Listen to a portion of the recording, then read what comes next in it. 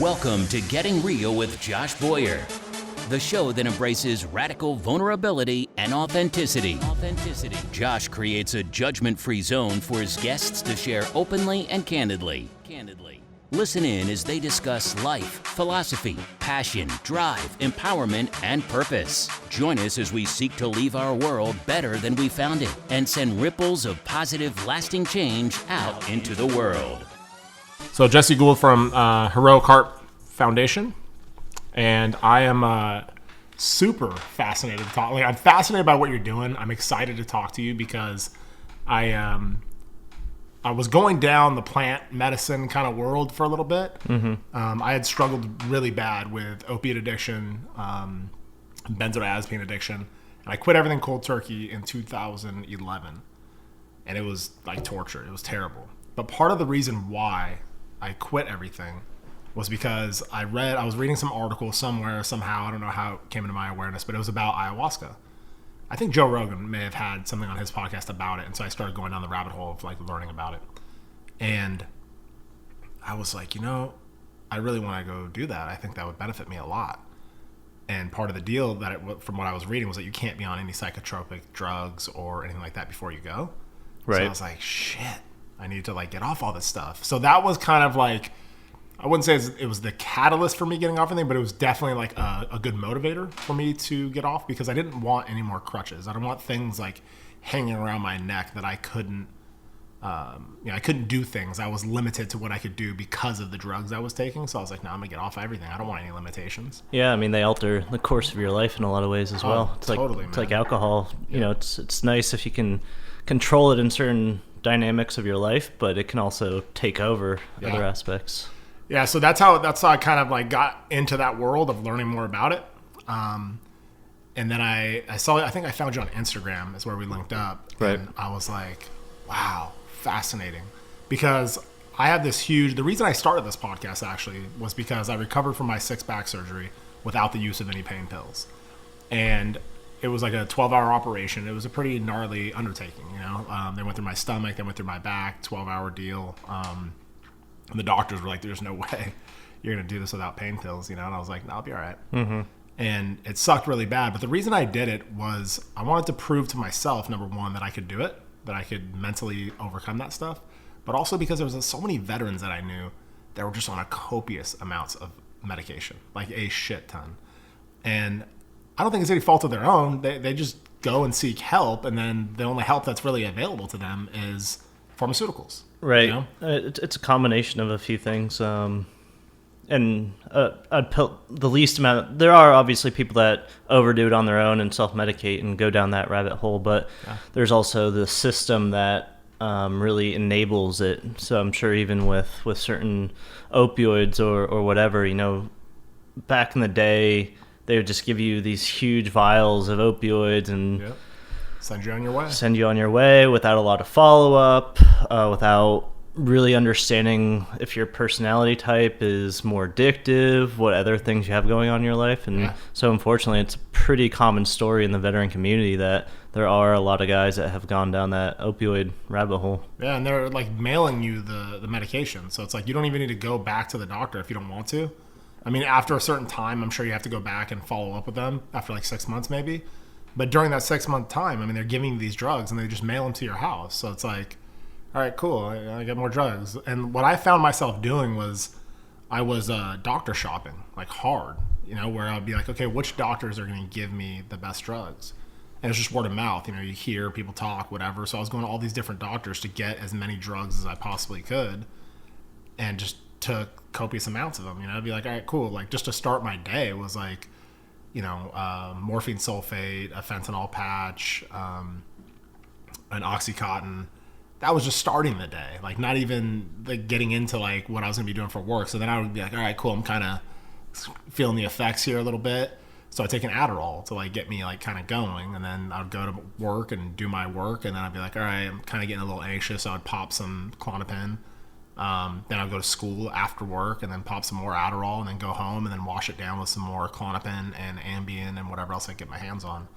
So it was a vicious like cycle and a roller coaster, you know? Yeah, I feel like veterans especially are more predisposed to that because we have this sort of feeling of being invincible if we made it through, but then there's also that other ego aspect of like, oh, I can control this, like I'm strong enough, all this stuff I've done, I can medicate this, I can handle it without wanting to admit when there is a problem, because that's a vulnerability, right? That's a weakness, and nobody coming from a hardcore veteran side ever wants to admit weakness. And so you're seeing that with a lot of aspects as well of not wanting to seek therapy, not wanting to even admit that they need help or seek that help, and so it's a multi-dimensional problem that we're facing. Absolutely. And I found that like I didn't know that I really had a problem at first. It was kind of like, this is the norm. You know, I've had a bunch of back surgeries and whatever, so it's likely that I'm going to be on a lot of drugs. I guess that's like, it made sense to me. It wasn't really until I started realizing that I was like just out of touch with reality. I wasn't feeling anymore. I had zero feeling. Like I was like a fucking brick wall, man. Like I got divorced and it was like there wasn't even any sadness. I mean, it was more like, all right, cool, I'm glad this is over. That chapter is done, you know, right. Moving on. And not that was like abnormal, because it was for the benefit. Like it benefited me to get out of that marriage for sure. But there wasn't any kind of like emotion to it. It was just like, moving on. And the only emotion that I really felt was like with my son was like, damn, he's not going to have me in the house with him like every day now. That's weird. But even that wasn't enough to like make me feel too much. So that's kind of what like woke me up a little bit. It was like, wow, I need to like address this, because this can't be normal, you know? And I had a lot of buddies that were around me at the time that were encouraging me to like maybe think about getting off all the drugs. And I just didn't even know if I was in pain anymore. Right. I had no clue, because I was just doped up all the time. So I was like, I don't even know if I'm in pain. Maybe I should like try not taking drugs for a little bit and see what happens. And so I did. And like I mean, I'm not advising anybody to do it the way that I did by doing cold turkey everything. That was not. I don't think it was the most educated decision, but it was definitely what worked best for me, because like up until that point in my life, I was very like extremist, you know, it was all or nothing, and black and white. There was no gray area for me. So it's like, I'm either going to stay on all these opiates and benzos or I'm not. And that there is no in between, because I had tried like 9 times unsuccessfully to get off all the drugs. So yeah, I just made the decision to, I'm gonna go cold turkey. 3 seizures after, you know, like, because I quit it all cold turkey. It was bad. It was touch and go for a little bit there. Yeah, I mean, some people can do it, but we definitely recommend people not to just go straight off cold turkey and not do it dangerous on their own, especially when you're dealing with certain antidepressant and anti-anxiety medications like SSRIs. Yep. It can make you even more depressed or suicidal in the immediate times facing it. And so there's this extreme risk that if somebody comes off of it, they're just going to maybe go into these pits, you know? Totally. And so, you know, as with ayahuasca, you do have to be off of certain medications. Otherwise, it can have toxic effects to your body. Yeah. And so when people come to us, that's another difficult thing that we have to navigate, is we can't recommend that they just go off cold turkey, because that's irresponsible. So they have to be able to work with a doctor, a therapist, which adds another layer of difficulty because of what we're dealing with these psychedelics. Sometimes the therapist might understand, sometimes not. And so a lot of what we're doing, and so I guess I'll go into... Yeah, tell me a little bit about your story. Like, how did you get into starting the foundation? What was your upbringing like? You know, I know that you're a veteran, but like maybe go into that story a little bit and how, like, what the transition was into starting the foundation, like how you got to where you are today. Yeah, of course. I grew up mostly Florida and New Mexico, mom and dad in either state. I actually went to college first, so I got a degree in economics. Was working in like investment banking in New York for a little bit, but just always had that intuition that I wanted to serve, wanted to go in the military, that I needed that for my own personal development and personal understanding. And so I enlisted to the shock of everybody in my family, and had some tumultuous times around that, but it ended up being the right decision. I became a ranger over at 1st Battalion 75th in Savannah. Nice. So I did that, 3 deployments Afghanistan. When I got out, I traveled, went back into finance, and like many other people, didn't really notice any effects of it. I had that, like what I was saying before, that ego of like, oh, I went through all this, I'm stronger now, I'm invincible in a lot of ways, I'm good. And especially, which I feel like is a problem for a lot of veterans, is that we have this view of PTSD or mental trauma based off of certain events, like the Hollywood version of somebody dying in your arms, or you seeing this horrific sort of thing, or you're asked to do something that just doesn't go well with your own ethical guidelines. But a lot of veterans don't have those specific instances. They just are indoctrinated to this intense military lifestyle, or just the constant stress, or some things that are just much harder to pin down. And so for a lot of veterans, they can tell maybe something's wrong, but they can't really figure it out, And so I was in that sort of category. Added to that is I was a mortars. And so now we're understanding that being constantly exposed to that concussive force, TBIs, man. Yeah, can lead to small micro sort of concussions in your brain, build up, and then you're having similar things that the NFL, NHL are seeing, where down the line it messes up your hormone balance, and then that causes depression, suicide ideation, all that kind of stuff. So on reflection and having to find this out on my own path, that's sort of what I kind of came to realize, is there's a few combinations of things that I was running away from. So then when I moved to Tampa and was in corporate finance, and my life all of a sudden slowed down to this corporate lifestyle, all these things that I had been running away from caught up to me. And sort of the ranger way of dealing with it is, like a 6 to 12 pack, depending on your tolerance.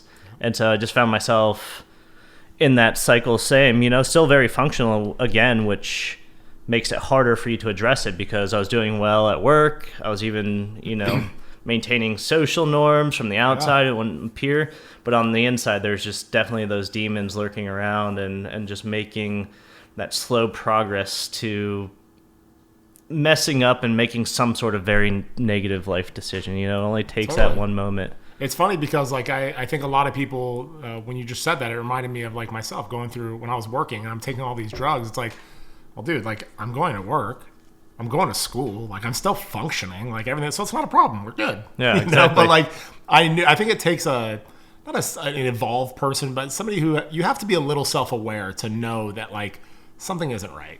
I mean, like, something underneath the surface is not okay with you, I think it's harder nowadays, too, which is why I feel like one of the reasons we're seeing so much mental health issues is because we are just so distracted in our day-to-day life. One, with these substances, but two, you never take time to think about yourself. You never take time to let your brain be afraid of itself, that quiet room by yourself, because we always have a cell phone, we have Netflix, we have, and, just working, you work till 8 or 9 at night, get home, cook. If you have kids, you have to deal with that. So it's very easy to run from ourselves. It is big time, dude. I did a silent meditation retreat before I married my wife, and it was funny, dude. Like, I think maybe 20 people showed up for that weekend, whatever, and at least 3 or 4 of them left.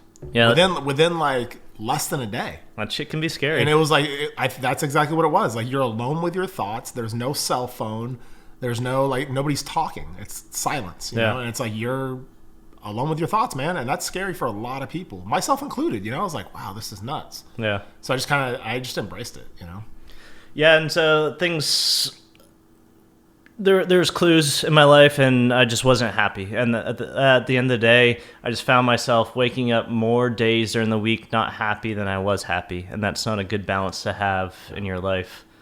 And I couldn't escape it. No matter what I tried of being more social, going to the gym, trying to engage in different activities, it just was this ever-present cloud over me. Yeah. So I decided to check out the VA, the mental health spot, and I had one of the bad stories. I always want to say, because in what I'm doing, I tend to be very hard on the VA, and it's deserved, but there are a lot of good things coming out of the VA, and people should pursue it if, it is sort of the first line of defense. They should see what it has to offer, I think by you sharing the bad and by other people sharing the bad, it makes the VA at least aware that there is an issue. So I think it's important to share that. Like, for example, going through the things that I went through with the VA with mental health, I have some of the bad stories as well, but doing one of the podcasts that I did with Dakota Meyer, he was like, hey, what about the alpha stem? Have you tried that? Mm-hmm. And I was in a clinical study at UCLA, and I did try it, and it really helped. Like, it was like super helpful for anxiety and all these other things. It just makes you give you like a good baseline. It's not medicine. Right. So you just put some clips on your earlobes and you just feel better, It makes you feel better. And I kept asking everyone at the VA, can I get one of those alpha stem? I do not want to be on benzos anymore. I'm over that shit, I don't know what you're talking about. Whatever. So I talked to Dakota, and he was like, no, they know what you're talking about. I just got back from talking to Congress and this and that about that. So I ended up getting in contact with the people at Alpha Stem, and they called me directly, and now it's done. It's a done deal. So The last experience I had at the VA was night and day from when I got out of the military. The difference, right. the care, the attentiveness to be like, yeah, I'm listening to what you're saying, because I was very clear with them. I do not want to be on medication ever. And before I would tell people that, it's like, yeah, whatever, yeah, take these drugs. Yeah, so that was pretty much my experiences. I went there, had to wait for a while. It was not the best place you want to be. Right. Eventually got a social worker, and I was just like, hey, I'm pretty good on the outside, but I'm experiencing a lot of anxiety, depression, just overall, just feel like I'm just not at my capacity, and I'm journaling, I'm exercising, I'm doing all these things. And she looked at me, got out like this list, and she was like, I don't know what to tell you. And the list pretty much had everything that I was doing. She's like, this is what we recommend to veterans to do. And I made it clear that I had no intention on going on SSRIs or the other medications. And she said, we're pretty much under capacity here with our staff, and so I really can't give you a therapist unless you're going to go on medication and show some sort of, incremental improvement or something that we can track. Yeah. And she was like, and there's group therapy, but that's generally for the extreme cases, so I don't think that... Yeah. She's like, you can check in with me every once in a while, and so it was pretty much... The message was that I was somewhat left to my own devices. Yeah, you need to get on their program or get out type thing. And the same thing happened with me, where they wanted me to be on the drugs, and then they were like, well, you can see a therapist, but we don't have enough therapists here. So in order to see a therapist, you need to commit to coming to group therapy for however many months it was. And I was like, listen, like, I don't do well in groups. I don't want to be in groups. Like, I'm not interested in that.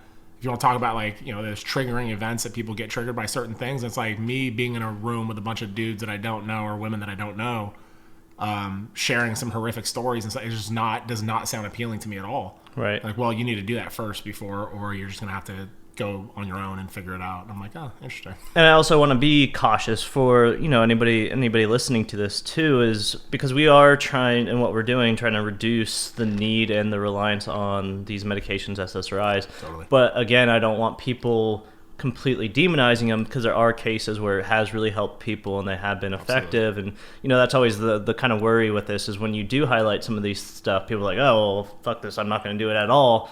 But you still want it to be, it's even like what we were talking about with like the opioids.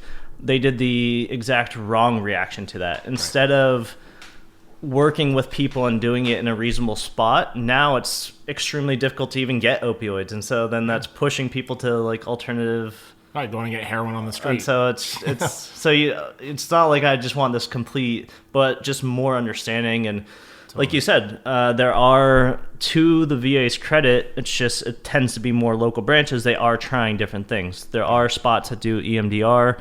There are spots that I'm sure do that. There's news reports that they're trying to do ketamine, which is all progressive. The problem is, you can't just go to like the Tampa branch and ask for all these. They're just not there, Yeah, it's And it takes a lot of work. You know, I was just part of a veteran focus group for Jubilee Media, where they ask us like questions. You stand on a line, they ask you a question, and then you go to whichever line that you are associated with, like strongly agree or strongly disagree, and then in between. And you don't know what the prompt's going to be beforehand. They just tell you, and then you go to your line, and then you discuss why. Part of the thing was one of the prompts was something. I'm probably going to, I'm not going to get the question exactly right, but it was something to the effect of there's enough resources for veterans out there. And I said strongly agree, and a lot of the other veterans were on the complete opposite side. That there are enough? That there are enough. The thing is that you have to look for them. They're there, you have to look for them. And the point of the other veterans, and it was well taken, was that they shouldn't have to like jump through all these hoops to get the care that they need. And my stance on that was like, well, that's just life. You know what I mean? Like, things aren't going to be handed to you. And I think that's where, for me, it was kind of, I'm trying to be open and learn, and I'm open to suggestions. But I feel like coming from the veteran community, your appointments are set for you. You know, your schedule is pretty much structured for you. Everything's done for you. So when you get out, it's like the expectation is still there that that's kind of how it's going to be. Yeah. And it's not that way at all. When you get into the VA system, it's like you're cutting through a lot of red tape. I mean, I've been waiting for over a year now to get an alpha stim. Over a year. And it's like, thankfully, like, I have an awesome wife and great kids, and like, I'm not at the point where I'm going to off myself, but there's other veterans there that are. And they should. So I agree that they shouldn't have to wait like that. That's ridiculous. And if it wasn't for me being consistent and like calling a bunch of people, I probably still wouldn't be getting the alpha stim. Like, I haven't received it yet. I'm still waiting, but the ball's rolling in that direction where they've placed the order. So now I'm just waiting, so who knows when I'll get it. But it's frustrating, but I think the resources are there for veterans. It's just that they make it kind of hard for you to find them. The problem is, I think I agree with you more so. Yeah. The problem is it's just very unbalanced. So in terms of, like, I'm about to go back to school in New York, and so things like the GI Bill and the evolution of that is amazing. VA housing loan, all these individual veterans within states, even the VA itself, I've heard for a lot of different procedures, they've gotten a lot of great care, and there's a huge budget for it. The problem is, and I think that this is a more systematic issue, is one, because it's so big, but two, the way Congress and the American voters relate to veteran issues is something Congress approves more money to it without really understanding how that money is going through. So even like these long delays, or how far behind I think certain medical or mental health aspects are. Totally. And I think the consistency, like you said, it's not across the board. So you may go to, like, I was sharing my story with another veteran, I think in Texas, I believe. And I was telling him, like, yeah, man, like, trying to get everything done here is crazy. I have to like wait forever to get an appointment. Then I get the appointment. They show up later. They're not there for the group therapy. And it's like, it just wasn't a good experience, And he's like, man, the VA out here is amazing, man. Yeah.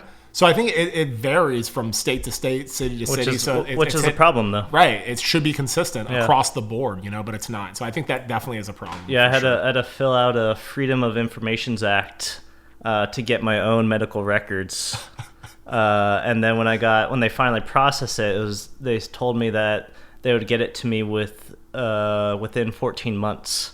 Wow. So then I had to go through the whole process of asking my representative and all this other kind of stuff, and I was of the same mind of, it's fortunate that I can deal with this bullshit, Yeah, totally. Imagine if I was just a little bit less capable, or just had, a mental issue that was preventing me from going that little extra step, and then, you're just left to your own devices. And I think that one of the other things that I want to highlight, that it's I know it's not the same at every VA, but I know that some of the VAs that I've been to in California, I would take my wife with me, and she's not a veteran, but her father was, and she was like appalled by the way that like some of the workers there speak to the veterans that are showing up. It's like you have a lot of old timers that are coming in that don't hear very well.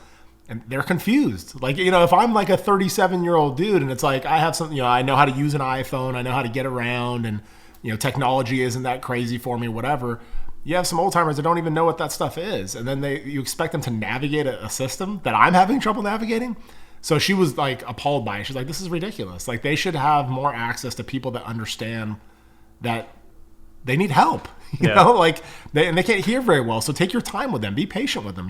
And again, it's a branch thing. I've been because I always bounce around, so I've been to a few, and it can be night and day depending on where you're going. Yeah. So I mean, I just found myself in that spot where I just returned home. I was like, okay, that was kind of a dead end. Right. I'm glad I wasted half a day on doing that, and continued with my corporate job. But especially going from ranger to corporate, that was its own task of really settling into that. And like a lot of other vets, just feeling that lack of purpose, lack of connection, lack of challenge, all this coupled with the other things I was already going on through. And I think just steadily things just sort of got worse and worse, just becoming more indifferent if I like showed up to work hungover or whatever, you know. Seems like it. And similar to you, I heard about ayahuasca through podcasts, possibly Rogan, or it's becoming more popular through media. But given my background, my instant reaction was like, oh, that's hippie shit, or that's not for me. I've really had that sort of mentality that all drugs are bad. Drugs are bad, okay. Yeah, and I was open to marijuana, but have never smoked it myself. Just wasn't interested in it. The only real vice is drinking. But any other drug, I just had my own stigma against it because it altered your mind, and I just associated it with these same stereotypes, these negative stereotypes that we still associate these substances. So it was sort of that immediate like, oh, that's not for me. I don't need to go chase dragons or connect to my cat on a psychedelic level, but I think it was just out of necessity. Hearing that, it planted a seed, and just kind of looked into it a little bit more. And the more I researched it and the more I looked into it, the more it actually started presenting itself in a different way than what I had based my conceptions on. And so there actually seemed to be some sort of substance. And I liked with ayahuasca that it seemed to be less on the recreational side than say mushrooms or some other substances. And because there's ceremony behind it. It was cultural. It had to do with the Amazon. It had to do with a lot of these aspects that I was interested in. Totally. And, eventually that just grew into where it became of an interest to something that I just had to do. And I got to that point. I told my job I was leaving, and went to Peru, found a reputable spot. Well, I found a reputable spot before going to Peru, which is what I also recommend people. Did you do Blue Morph or? No, I did a place called Spirit Quest. Okay. How would you advise somebody to find a reputable spot? Because I know there's a bunch of documentaries now, like on Netflix and stuff, talking about the journey of doing ayahuasca, and I think some of the fear for me around it was, how do I know that somebody's reputable? How do I know that I'm going to show up in this foreign country and be well taken care of? I don't know what the experience is going to be like. I don't know, and especially coming from my background, like control has always been a big thing for me. Like I want to be in control of my environment, control of my surroundings, and be aware. And so that's what, to be honest with you, that's what's prevented me from going down to Peru and doing it, because I was like, I don't know, man. I don't know if I'm ready mentally for that yet. Yeah, that's smart. And with these things, it tends, like for instance, with my story, especially with ayahuasca, for whatever reason, there tends to be this moment of, okay, this is the forces align, and somehow you're going to Peru, and somehow everything works out, and you're ready for it. But yeah, I definitely advise that you do your research before. If there are veterans listening and they're interested and they can do their own journey, then reach out to me, and I can give you some of the ones that we've worked with in the past. Because now it's becoming more popular and sort of an economically viable, you're getting all sorts of less reputable spots popping up, or sort of fly by night. And so that's when any of the bad stories, or any time you hear people get in trouble, it's almost 100% because of that, because they have this ideal notion that they'll just hop on a plane, show up in Peru, and they'll meet this ancient healer that's 300 years old that will take them into the jungle and show them the secrets of life. Yeah. But what happens instead is that they show up, and somebody that doesn't know what they're doing is trying to make a quick buck and takes you to their shack and gives you whatever, and hopefully they don't take advantage of you as well, Wow, dude. See, I think that's the fear. I know, like I said, for me, and then for other veterans, I'm sure, kind of like, Wow, I don't know, man. It seems like, so like, I agree with you, man. You got to do your research and find like what's reputable. But how do you know though what's reputable? If you're like here in America and you're researching things, how would you guide somebody to like, hey, man, look for this or look for that? What would make something a reputable place to go to? Yeah, definitely. Fortunately, now there are actually websites like Retreat Guru that is almost like an Expedia for these sort of things, and so people can leave their reviews, and so you can get a lot of, like 4 stars or whatever, and so you can get a lot from that. Just definitely look at the website, and there's a lot of places where there's reviews. Look at how the website's presented. Generally, the ones that are better have some sort of medical intake, have you fill out an application to understand your intentions, why you're going there. You can look at the people that work there. Oftentimes, they have, like, the shaman's been working for 40 years with this, or the retreat itself has been operational for 20 years. All those are good signs that they know what they're doing. They're established, right? Because obviously in Peru or whatever country you go into, it's not in their interest to allow something that is dangerous, right, to continue to function. Definitely. But yeah, and like I said, there's some places that pop up, and the only thing they want is your credit card information. I'd be a little bit more skeptical of that, because the whole point is, if you're going on this journey to heal and to better yourself, you want that to be their intention as well, right? And integration is a growing thing. So a lot of retreats that we use have their own integration programs, which is I want to talk to you about that, actually. Yeah, well, yeah, that's its own in-depth discussion for sure. But yeah, like I said, people can reach out to me, because that's a lot of what we do. Just go through it, and since we've been working with various people for a while, kind of get a sense of who's who and who has like experience in doing this. And for people that are listening, I want them to understand that at its base, ayahuasca is the combination of 2 Amazonian plants. So one is a vine, which is called ayahuasca itself, and the other is a leaf, generally called chacruna, but it can be used different. So the vine, the ayahuasca, has something called a MAO inhibitor, and the leaf is what has the DMT, which is the thing that's associated with a psychedelic experience. The MAO inhibitor allows your body to actually ingest the DMT and have those effects, because if you were to just eat the leaf by itself, or other plants that have DMT, it doesn't affect your body. Right. And so it's the combination of these that puts you into the psychedelic state for about 4 hours. And so at its core, this combination, they've done a lot of toxicology and early tests of it. It's safe, in terms of if you're not taking medications, all that kind of stuff. Just at its base, then you're not going to overdose on it. You're not. But there are shaman that can add other plants, other elements to it, and if they don't know what they're doing, then that can get a little bit tedious, dicey. And so again, it's the reputable ones aren't just adding all sorts of different kind of stuff. It's and you can talk to them about it, make sure that they know what they're doing. What was your experience like? Your first ayahuasca experience? So you go down to Peru, like we talked about. You had that calling to be like, I'm going. You know what I mean? Like, and that's kind of where I've been on the fence, where it's like, I'll know when it's time for me to go, and I know mentally I'm just not there yet. So it's like I'm very fascinated by it, but it's not pulling me enough to go and actually go through with it yet. Right. So what was your experience like when you got down there and you went through your first ceremony?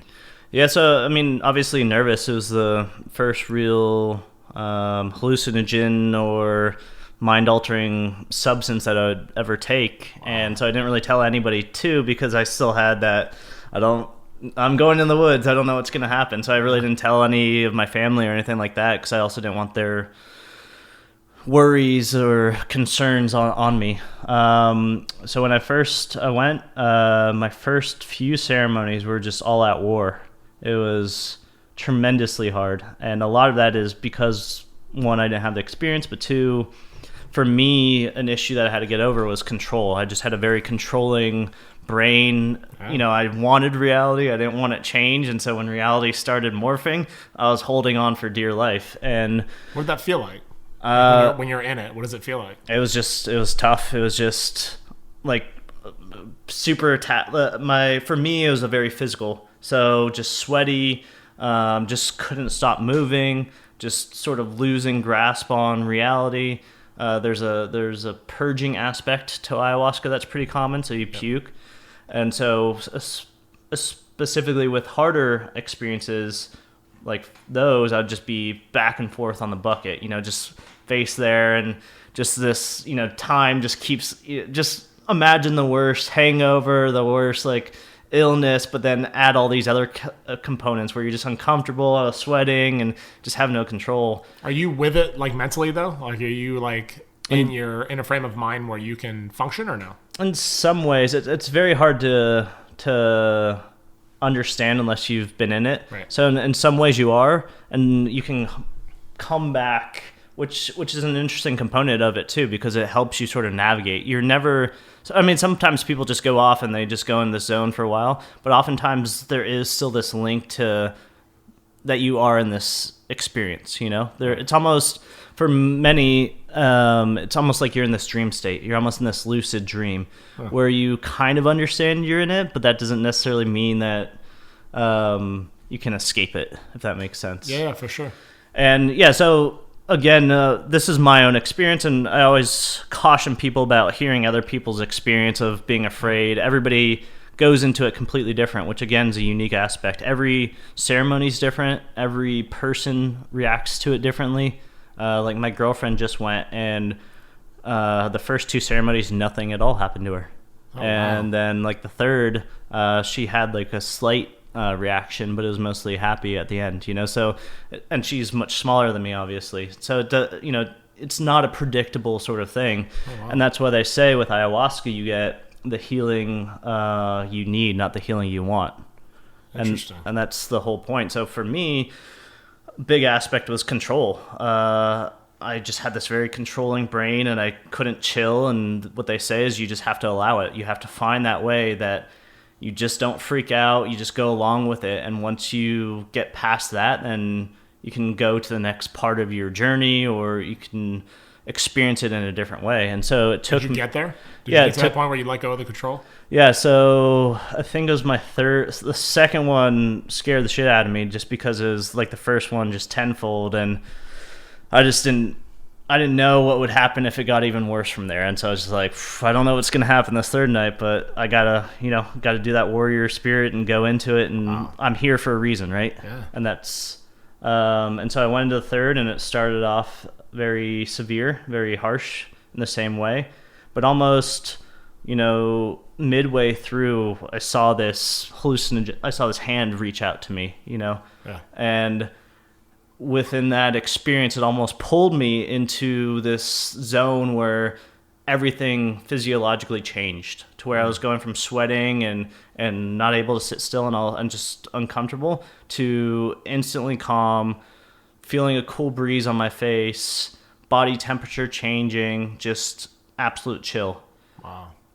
But because there'd be that slight like notion in my brain, but like what if I go back? Right. And that would take me right back to the pain cave. Right. And so then that was the learning process. And so that was my brain having to learn how to just let go of things. Interesting. And so eventually I was able to stay in that, because it was almost like flexing that little muscle in my brain that allowed me to do that. And so by the end of that, I was able to go and stay in this chill zone. Yeah. And to this day, that skill has allowed me to stay much calmer if some sort of anxiety attack hits. And I actually had that like a year later from this experience, where all my family was together. My parents are divorced, and they're on good terms, but it can still be very stressful, and just having everybody. And I was starting to like really get uncontrollable anxiety driving, and I just remembered to one of those moments where I brought myself to this chill zone, this calm area, and my anxiety just instantly melted away. And that's like the first time that's ever happened. That's awesome. Because it really is with a lot of these things. It's almost, if you look at your brain, almost like a muscle. Yeah. A lot of the reasons we get overwhelmed by these things is because we've never really trained our brain of how to get past it, or how to connect to our intuition, or how to connect to our emotions. Yeah. Super fascinating, Yeah. dude.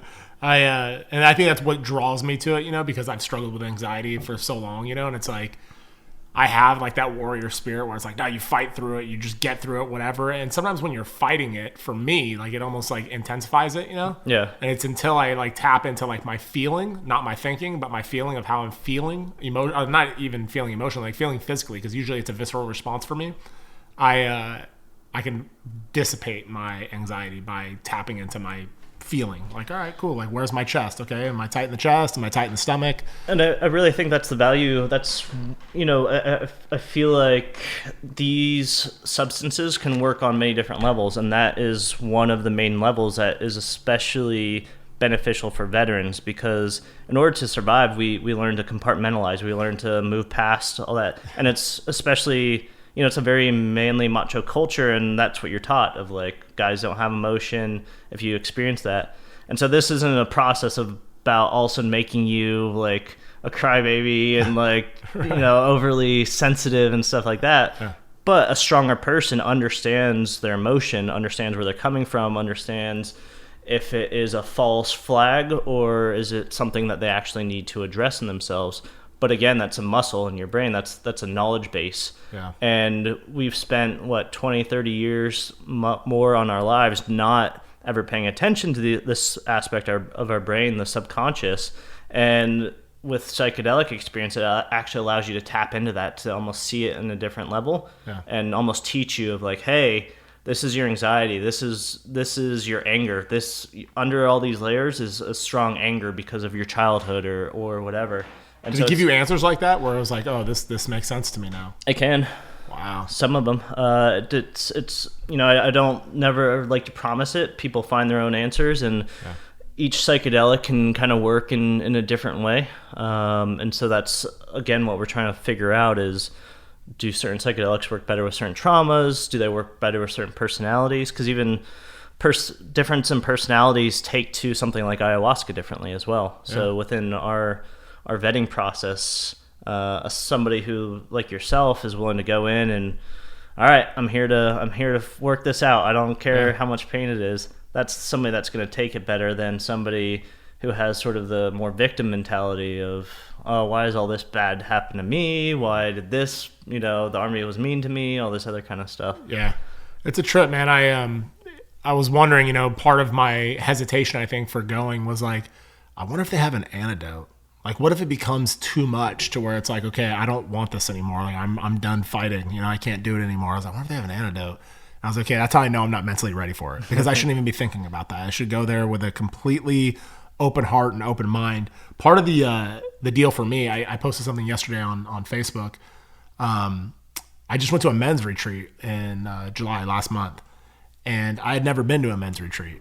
I didn't even know what the hell they were, And I showed up, and before I went, I was full of judgment, full of like, dude, there's no way I'm gonna connect with these guys. Right. They do yoga, and they have long hair, and they, just hippy dippy. Like, I didn't think that I was gonna connect with them at all. And so I had a contingency plan to get me the hell out of there should it suck. I had friends like in different spots that like come pick me up and take me home. And I was like, wow. And so I show up, and there was such a welcoming committee of dudes there. Like, so welcoming, no judgment. They didn't give a fuck what I looked like. They didn't care what I was wearing. And it was just pure love from all of them, like from every single man in the group. And so what ended up happening was, for the first time in my life ever, I started to feel again. I had forgot like what it felt to feel. I mean, I shared with you, like, being on the drugs, I wasn't feeling, but when I got off all the drugs, I started to feel more, but I still wasn't willing to like really open up. There's still a bunch of like layers of that onion for me that were not being peeled back. I was still putting the mask on, putting the shield in front of me, because I didn't want people to see the insecurity. And it's also in the military, you can't open up because you're just going to get like... Not at all, man. And that's sad though, because I felt like there was a couple guys that I talked to about it, and I was telling them like some of the experiences that I had while I was there. It was a 4-day journey. And you're doing all this experimental like work, like going out into the forest with another dude, and they put like a blindfold and earplugs in you, and then he has to guide you with just touching with 2 fingers. So you have to trust this man that you don't even know with your complete vulnerability. You could fall off a cliff, you can run into a tree or rock, you can't hear, you can't see. Right. And I was in tears by the end of that exercise. And a lot of people were like, well, what are you in tears? That's not a big deal. I was like, you don't understand. I've never trusted anybody with my vulnerability like that, ever. That was like completely letting go. Because like I knew where we were, like before we went out there. I knew like what the terrain was. Right. So it's like I could fall. I could die. You know, like this is real shit. And it was heavy for me. Like it was like, wow, this is really cool. And the love that I felt for that person that was guiding me was like, wow, he's like, I'm trusting him. I'm completely trusting that he's going to take care of me right now. And I can just let my guard down. It was such an awesome, like freeing, like feeling. And it really opened my eyes to a lot of the misconceptions I had about masculinity. Right. The misconceptions I had about being a man. You know, a lot of it was like from the military. It was a lot of like pound your chest and you're the alpha male and you're going to tell people how badass you are. And I'm like, if I have to tell anybody how badass I am, I'm not a badass at all. I'm not embodying strength. That's definitely insecurity. If I'm sharing with you like my prowess, it's like I'm weak, right. You know? And I never understood that. I didn't understand it until I went to that retreat and was around all these dudes, especially the man who leads it, who I work with personally now, like on a one-on-one level. This guy like embodies strength. And he doesn't say it. It's not like he's like, oh, I'm tough or I'm this or I'm that. It's what he like puts out. You know what I mean? Right. He knows exactly where he's standing. And that's the problem too. I think a lot of alpha male guys or especially veterans feel like if they just open up a little bit, then all of a sudden they're going to become super effeminate and they're going to become like these super stereotypical people that they don't like.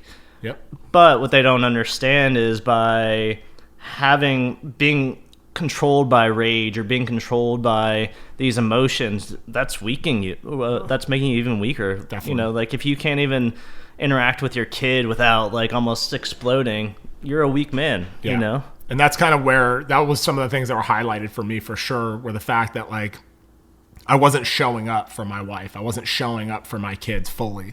I was allowing like a lot of my pain and scarring from my childhood and like my military experience and my life just over time. I was allowing all that scarring to like kind of dictate like how I was reacting with people. And I was very reactive to things. I wasn't like really like sitting back and I wasn't in control of my emotions. I was very like, I mean, I was pretty even keel, but like underneath it all, there was a lot of insecurities. I was seeking validation outside of myself. You know, like I needed somebody else to tell me how good I was doing or how good I was. I was like, why? Right. I was like, well, no shit. Like when you were a kid, you didn't get any of that. So now you're seeking it as a man because you're not healing the inner child, you know? And I was like, huh. So like doing all that work at the men's retreat really, I think it really spiked my interest even more toward the psychedelic, like plant medicine, because it was like, if I can do that much work, like without any plant medicine, imagine what I can do with it. Right. You know, I've done mushrooms, and during that experience, it was profound for me. It really, it brought a lot of the layers off, you know, the layers of like, you know, I would go to bars purposely with the intent of like, I know I'm gonna get in a fight. I know I'm here to like, just fucking show people what's up. And, after that mushroom experience, I haven't been back. I mean, I've been to a bar, but like I go there with a different like you're intent. not there to... I'm not there to fight. I'm just there to socialize and have fun. I don't even drink anymore. So it's like, I'll still go to a bar just to hang out with my buddies, you know, like, hey, I'll go with you guys. I'll have some water. I'll drive you guys around. But my intention has completely shifted. Yeah, you know? Course. Yeah, and, because it was a outcry of something you weren't even acknowledging, right? And totally. so, like you said, it is layers, and we build up. It's almost like calluses, and we build these up with our emotions. And it's very hard for traditional therapy to peel back all these layers because one, you have to build this trust with this other person. They have to almost speak the same language as you. And even if you make a lot of progress, sometimes these things are so hidden, so buried. It's just very hard through talking. And you could fake it too. That's Right. That's the other issue with like a therapist. It's like, I can tell you whatever I want to tell you. You know what I mean? But you don't know if I'm really being authentic, you know? Right. What I found too on the men's retreat was that I didn't realize like how empathic I was. I didn't realize that I had like a strong intuition about things. And it was highlighted for me on that trip. Like, wow, I can intuitively pick up on other people's energy. Right. Big time. Like, and I think the empaths can do that, where it's like they can feel another person's energy and know if they're really being true with you and truthful with you. And part of the, I guess the outcome for me was like, moving forward, I will always trust my intuition because Right. my intuition is right. You know? And it's strengthening that too, because there are some false flags with your intuition. Sometimes your ego takes over it and be like, oh yeah, this is 100% right. Yeah. And so it's really understanding and getting to know yourself, because intuition comes from your subconscious brain, which is actually the much more powerful mechanism in your brain. You know, the spot that we live in is the consciousness. And that is very good for like logic, immediate decisions, preventing us of certain actions. But in terms of complex calculations, social interactions, things that require a lot of variables and a lot of higher level thinking, that is all taking place in the subconscious. That's why if we see somebody suspicious, might not be able to point out specifically why, right, but we just know to keep an eye on that person, right? Definitely. Especially if you're around your kids or your spouse, like you're going to be much more heightened because you know the variables are changing. Yeah, it's a trip. I feel like in the past I would, if I felt something intuitively, like it was like intuitively, like I just don't trust that person. I feel like there is something not right. I would try and like just get people out of my life, like people that just that were like negative or were just constantly like getting into shit. And like, I'm like, get out of my life. I don't want to talk to you. Get away from me. And I felt like that was protecting like my space. But again, like I found like, no, that's just insecurity. Like if you look at people like leaders in the world, you know, like Jesus Christ being one of them, he was a leader. He was like, he was enlightened, you know, if who he is true, you know what I mean? I wasn't there, so I don't know, but like based on what we do know, based on the books that you read or whatever, he was a guy that raised other people's vibes. He didn't need to get people out of his life. They just fell away if they needed to, you know what I mean? Or the people around him, he raised their vibe up to where they're on his level. So I felt like a strong like calling to be that guy, not to be Jesus, but to be the guy that is working constantly on raising my vibe to where I can increase other people around me and like be like, hey dude, like step up your game, level up, you know what I mean? And surround myself with people that are going to force me to do the same thing. Of course, yeah. You know? You are the combination of the people you surround yourself with. Right. Right. I was smiling when you're saying that because we had a Ranger song and one of the lines was Jesus was an airborne Ranger. That's awesome. That was like coming back to my head. Awesome. But yeah, I mean, and on what you're saying is in terms of the antidote, there is no antidote. Like if people go in deep, sometimes they can put for ayahuasca, that is cold water or whatever, but that's really the importance of having shaman that know what they're doing. Right. Whatever side of it that you believe, you know, on the indigenous side, it's viewed that they're controlling energy and spirits and all this other kind of stuff. Yeah. But if you're coming more from a agnostic or Western perspective, it is still, there are certain people in your life that can calm you down just because their presence is calm and they are very intuitive. And so like if you are being anxious, they can tell that. And so the good shaman tend to be very intuitive. They can tell if you're going through something, if you're struggling, and just even being there as a presence can really get you through it. That's awesome, man. Yeah. So how did the whole foundation come to be? So you went down to ayahuasca, or you go down to Peru, you do the ayahuasca. Actually, before we get to that, how did the integration process work? Because for me, that's huge, because I feel like that's where a lot of people, and this, it's probably a judgment, but like I have a judgment for sure of people who go and do like ayahuasca or other plant-based medicine, and it's for the pure reason of just being an altered state. Right. Their pure intent is just to have an altered state and have this great experience and drug tourism. Right. And I'm not interested in that. It doesn't make them wrong. I just want to get that clear. Like it doesn't make them wrong. I just feel like it does it a disservice. You know what I mean? The good thing about ayahuasca in itself is that still obviously happens, and there's people that want that like checkbox. They want to be that like, oh, I did this. Yeah. You didn't do that. Yeah. But as opposed to some other ones like mushrooms, where you can kind of ignore the message and do it more recreationally, which is fine. You know, I feel like you should still be able to do that. But with ayahuasca, it is so much more intense and physically and emotionally demanding that, especially by the end of it, there's not many people that are like, sign me up again. Let's, you know, like there is that. I need to think about this for a second. Yeah.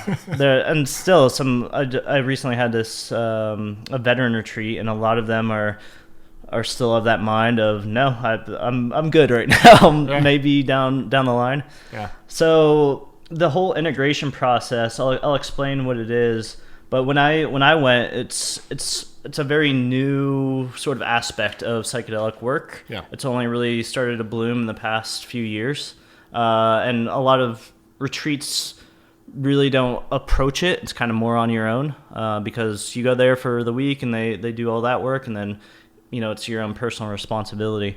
So I had to kind of figure it out on my own, and the integration process and the preparation process are just as important as the actual psychedelic experience itself. The psychedelic experience, what they say is it's almost like 10 years of therapy in a week or in a few ceremonies, and that's great. But if you realize stuff about yourself and you come away with these insights and you don't enact certain things in your life to keep you on that good path, then you're probably going to fall right back into your old habits, right? A lot of it is, again, it's habitual, it's habits, and bad habits and good habits are all about reinforcement. If you make sure that you wake up at 5 a.m. every morning and go to the gym without question, it's going to become easier and easier, and that just becomes a purpose in your life. Totally. If you always just have that beer after work or beer anytime you're stressed out, you're almost going to be craving it next time you're stressed out, Yeah. And so it's the same, like addiction's very similar in a lot of ways to people overcoming mental trauma, because addicts, when they after recovery, what people recommend is that they sometimes have to change many aspects of their life, right? Where they live, who they hang out with. If an addict or an alcoholic goes right back to the bar, they are going to drink again. Totally. Agreed. And so it's the same. If you're one of those people and you got over and you surround yourself with people that make you anxious, or you surround yourself with habits that are, again, unhealthy, like you tell yourself you're going to exercise and then you don't, or then you just go right back to Burger King day one, or you go right back to just chugging beer, you might still get something out of it, but you're going to get a lot less. So the integration process is working with people, letting them, one, process what they just did, because like I said, it can be very like a dream state, and so there can be a lot of riddles, a lot of vague aspects, and so it's really going through, seeing what themes are, seeing how it can relate to their life, figuring out what they actually are coming away with, and then putting them almost on a plan of, okay, so how are we going to make sure this interacts in your life in a good way? Yeah. You said you want to be more physical. In what ways are you going to do that? Are you going to go to yoga? Are you going to do this? Like, how do we make sure, set you up for success? Nice. So how did that work for you personally? Like, in relation to, I kind of want to talk about anxiety just because I relate with it. For you talk about having the hand that was leading you over to like the peaceful side and learning you like a muscle in your brain that you're flexing to like remember, like, hey, now I need to go back to that calm state and I can get myself back there.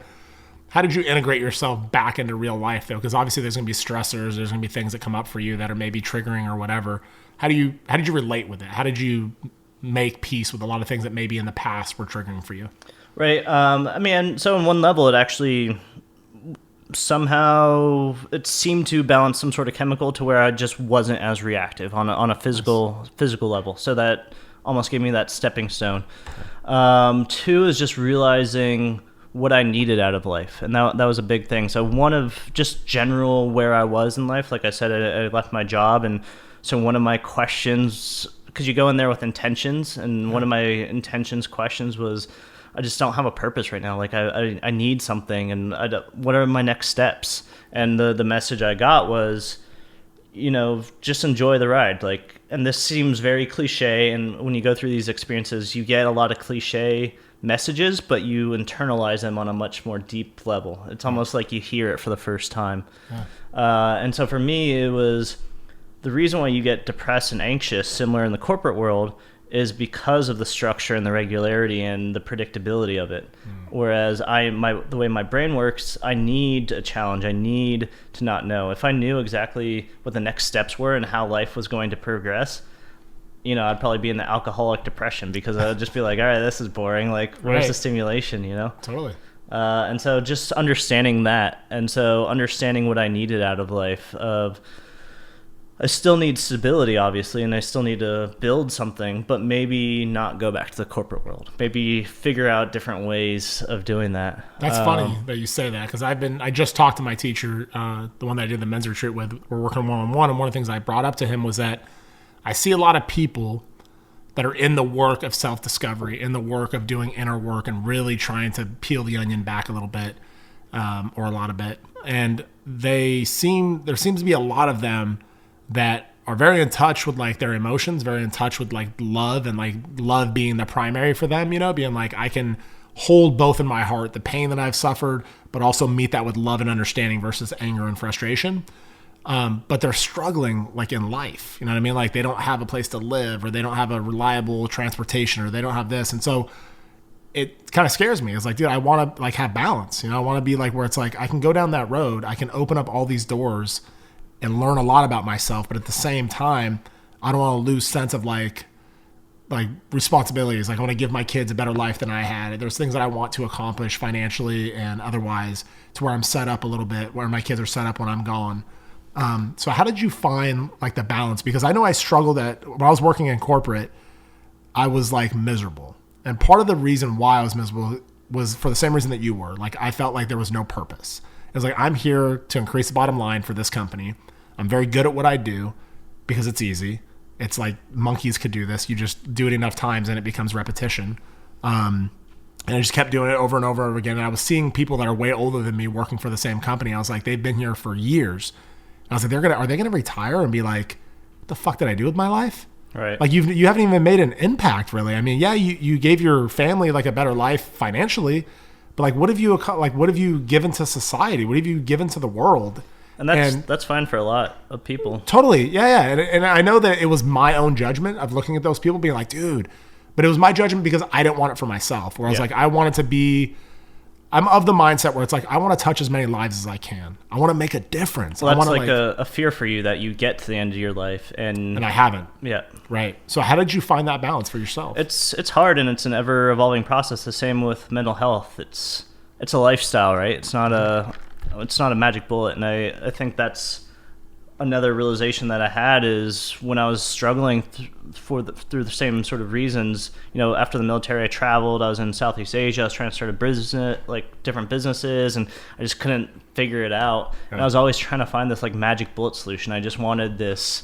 This is how you do it, and this is how you resolve it. But that's not how it works. You constantly have to try things out. And you do have to be practical. Obviously, we do live in this world. It'd be nice if you could just, give it all up and join a commune and right. and be happy and frolic through the woods and all that. But that's not, so sometimes you do have to make the immediate sacrifices to build what you have, I remember like before I got into the finance job, I was out of work for a little bit and I had to become a bar back, I had a college degree and there I was, but it was necessary. I needed to get that money. I needed to do something to progress it. And you still have to make those practical decisions. You still have to figure out the plan of, okay, well, I have to maybe for 5 years be a little bit miserable, but this is the end game. And I feel like that was the thing I was lacking in the corporate world, was that there was the struggle, and I'm fine with doing that, but there was not an end game that really appealed to me, because like you said, I saw my boss, I saw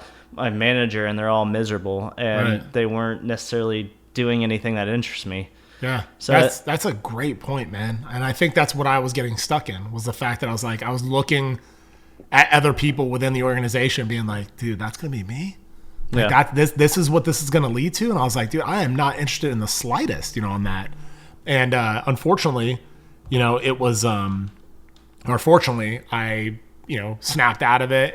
Or actually, I had a 6 back surgery, so I didn't really have a choice. I was like, okay, well, here's another back surgery for you, and now you're going to have to figure it out. And I did. I was like, all right, cool. Like, I have disability set up. I have all these other things set up. And I was like, well, I can just sit on the couch and do nothing, or I can make a difference. Yeah. And this is my opportunity, because I have finances to, provide for my family now.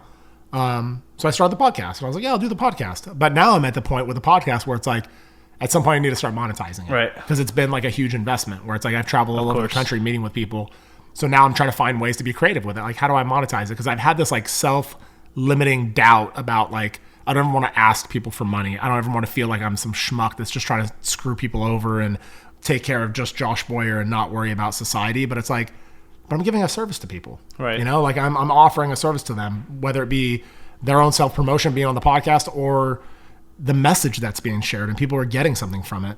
So I'm trying to get over that self-limiting deal to like make this profitable. Yeah, exactly. And that's the next step. Like that's what you have to analyze personally and figure out. And that's just what I recommend, because there's a big issue for a lot of vets is that same sort of struggle. They just don't fit into this or school or whatever. And so for them, one, it's just keep trying. You just have to keep trying different combinations, and hopefully you'll find something that you fit in. You generally will. It's all about just hard work, determination, and all right, I don't like this. Let's. What else can I do? What else are my skills? Or do I need to stay in this for a little bit, and then I can save up for some recording equipment and then try that. Right. You just need a plan, and you need it to be practical. You should talk with other people about what do you want to achieve? What are the ways to get there? Are you willing to do those small struggles? I know a lot of vets don't like school, but can you suck it up for 3-4 years? Because that's going to really help you. If you don't like school, then maybe a trade school is better, and then you can learn a hands-on skill. It's all about understanding what's available there, and then just really almost separate, like write it out, figure it out. Like, okay, I'm right here. These are my options. I want to get somewhere around here. Totally. So when did you have the awareness or the awakening, if you will, to like, I'm going to start this foundation because you saw the work was beneficial. Right. It could help a lot of people. So when did that come to you? So I was still planning on traveling afterwards. And for a few weeks afterwards, obviously just letting things set and figuring out what everything was going on. And was it just, me just tripping in the woods, or was there anything of substance to it? Like, what exactly was it, And because immediately afterwards you're in this glow. And so I wanted to kind of dissect it after that. But I also saw all these amazing stories, and even some people that had come back, that it had cured treatment-resistant depression, it had cured some other things, or if not cured, at least helped out a lot. So I started doing my own research and started kind of planning what would this look like. And so the research, I saw that there was actually scientific precedent of it being used for PTSD depression. There was some, even if it's preliminary, there was some scientific data, and they understood possible mechanisms that it could work. And so I was like, okay, great. There's something here. There's substance. Yeah. I started reaching out to some vet buddies, some guys I know in SF, other rangers, and just to see what their perception is. And across the board, they're actually very supportive. I think in our community, it's pretty well known that there is a problem and that there's not enough solutions, right? Right. Most people you can level with you on that level, even if they're a little bit skeptical about the mechanism itself. And so, I just started doing that, and I was in a small town in Colombia and just found an internet cafe and just started typing away some stuff, and just all one thing led to another, and so I started a Heroic Hearts project about 2.5 years ago. Nice. And then just that led, and I got it to be a registered 501c3 nonprofit in the U.S. And then from there, it's just been an ever-evolving process of how can we improve what we're doing, what ways can we move this forward. And so, at the basis, for people who are interested, we help facilitate veterans who are struggling with some sort of mental trauma, help them get to reputable, mostly ayahuasca retreats, but sometimes we work with other retreats that offer different psychedelics as well. Right. But the majority is ayahuasca. So people who are struggling, and we prefer people who have tried other options, who have tried other therapies, just because that indicates to me that they're willing to put in some energy, some time, because like I said, you need, it's a lot's on you. Yeah. You can't just, that's one of the things we try to get away from, like this magic pill thinking. And you see that a lot in sort of the psychedelic literature nowadays, is people feel like they'll go there and magically they'll be better with ignoring all the work before and afterwards. It's like spiritual thievery. Yeah, exactly. To think that you're going to go and get like a quick fix, but I think that's part of our society. I think it's just that way. It's our culture. Yeah, it's our culture. It's very much like a quick fix. What's a pill that I can take? I had a buddy that I knew when I was growing up that He was overweight, and and I was working out like a lot at the time, and I was fit, and I was doing my thing, and he was like, "Hey man, do you have like a?" And I was taking Adderall at the time, but I was still working out, and I was fit and whatever. And he was like, "Do you have like a pill, man, that I could like take?" And like I would just like, I'll get really fit. And I was like, "A pill that you can take to get really fit?" And he's like, "Yeah." And I was like, "Well, do you want to work out at all, or like change your diet?" No.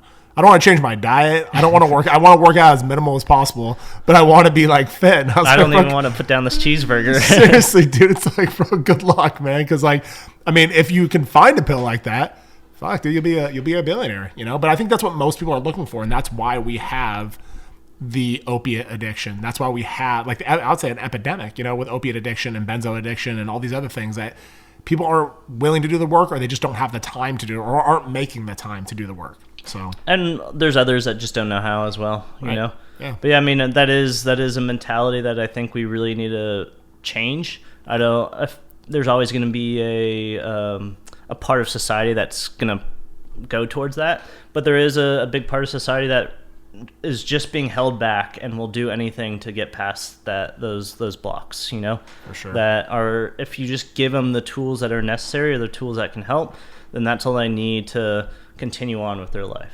How many veterans have you put through ceremonies? Do you know the number? Yeah, about 35 at this point. Yeah. And how are you guys getting funding?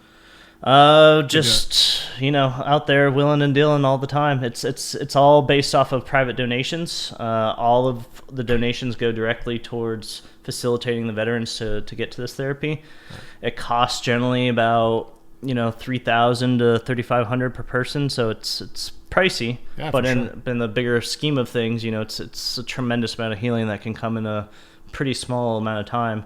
So yeah, it's private donations. People donate through that. We've been lucky to find individual sponsors who really want to help vets. We're trying to start an ambassador program to connect people that want to help vets with the individual, and then link them up, and they can work with the vet to start their own GoFundMe, start their own Facebook fundraiser, help them write up the biography and stuff. So we're trying to start more of like a community sort of aspect. Yeah, for sure. Is this something that like is your livelihood? Is this how you make money and like survive to like do the things that you're doing? No, I don't take any money from this. Okay. And I would like to keep it that way as much as possible. Right. Yeah, fortunately I have other things going on, and just living frugally in Colombia has really helped. But yeah, I mean at this stage, because this is a stigmatized issue, I don't want there to be any aspect of people thinking like, oh, well, you're just doing this for your own livelihood. I'm putting my own money in and dedicating my life to this because it works. Right. For many veterans, and deserves a lot more research. And that's really what we're trying to push right now, is at least we should have the ability to look into these substances to understand more. It's not necessarily for everybody, and I don't think it can cure or heal every single trauma or every single issue that a person's having. But from the results that we've seen and just all the stories and what research we do have, it has some amazing potential that we can't see, that we don't see right now in any other therapy mechanism. Right. And then how do you, where do you see this like going? Like, what's your end game goal? Do you have like an end game or like an end goal that you want to reach or you want to attain with the foundation? Yes, I mean, we want to continue obviously helping as many vets we can, but in a controllable manner, because we're pretty much doing this by ourselves, so we don't want to be irresponsible with it. We don't have government support or really institutional support, so we just have to make sure we are giving each veteran the best service that we possibly can, from start to finish. But what really makes our organization unique is I kind of view us more as almost an outreach marketing sort of organization. Yeah. It's not feasible for us because we already have, like a wait list of almost nearing 200 vets, oh, wow. Which is indicative of how big this problem is. Yeah. And so it's not feasible right now for us to just help to send everybody. Like, that would just be a huge monetary investment that we just don't have the ability to. And there's, the more outreach we have, it's just going to be more and more veterans. There's probably, if this had proper reach, there'd probably be tens of thousands of veterans seeking the same sort of therapy, especially if we can show that it works on a continued. So, the way we can have the most effect is by really using the veteran voice to change people's perceptions, to use this veteran voice, to use these testimonials of the veterans that have healed in pretty profound ways, and having them put pressure on politicians and on the system and asking, why can't we even research this? Why aren't we studying this? You see the same thing with sort of the marijuana debate is, yes, there's clearly cases of people abusing it, but to deny that there's no medicinal value from marijuana, or to not allow veterans to take CBD because of like the stigmas and everything there, it's ridiculous. A lot of veterans, marijuana has gotten them off opioids or saved their lives, helped them with anxiety or sleep. But the laws are put there in such a way that it's nearly impossible or just extremely expensive for anybody to study it, to do actual research. Yeah. And so it stays in an extremely restricted classification, because there's no way feasibly to prove that there is medicinal value to it. Yeah, it's sad because it almost feels like the government, if they're not getting their pockets lined by something, then they're not going to support it, So it's like with cigarettes, it's like back in the day, they told you that cigarettes were healthy for you. Right. Like everyone should be smoking. Well, why was that? Well, because big tobacco companies were making a shit ton of money off of that.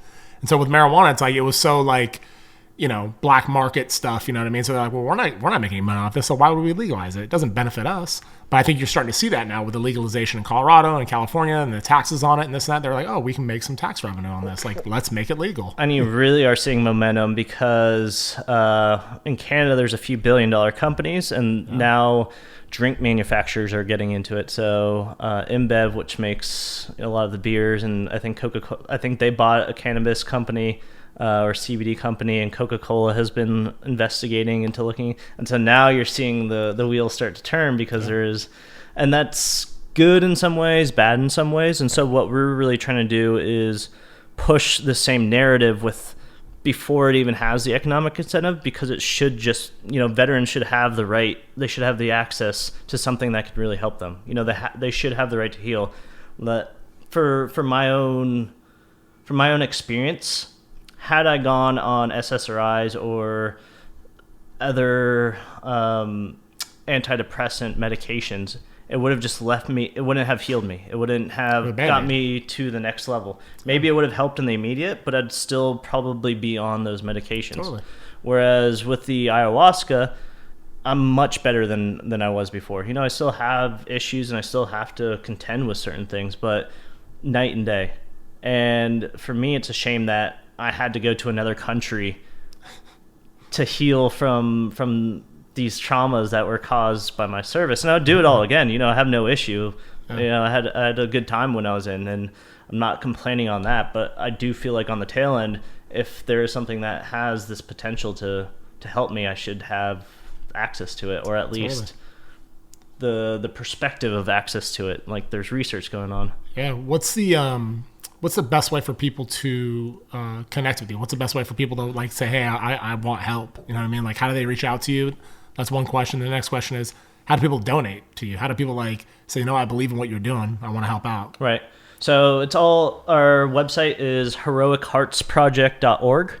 And then, top right corner, there's a donate button. So that's for immediate donations one time. We also have a Patreon. So if you just go to patreon.com and search for Heroic Hearts Project, that can allow, monthly donations, even just $1 a month, really helps.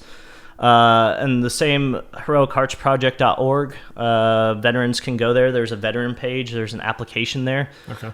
Before the application, there's some information about the program. Like I said, we do have a long waiting list, so people just have to be patient. But if you do feel like you can contribute in some way, it doesn't even necessarily have to be dollar donations. Right. If you feel you can contribute, just reach out to us. There's a contact form. You can reach out to us on social media. It really will, if this is something you're interested in, whatever capacity, it really will take the group and the community to push it forward, to better able us to help more vets. Yeah, that's why I was excited about having you on the podcast, because there is a large veteran audience that I have that listens to this podcast. Right. And it's my hope that like the ones that are on the fence with it, the ones that are like, man, I'm struggling and I'm on all these other medications or whatever, and I'm not seeing any results. It's been a Band-Aid on my symptoms and that's it.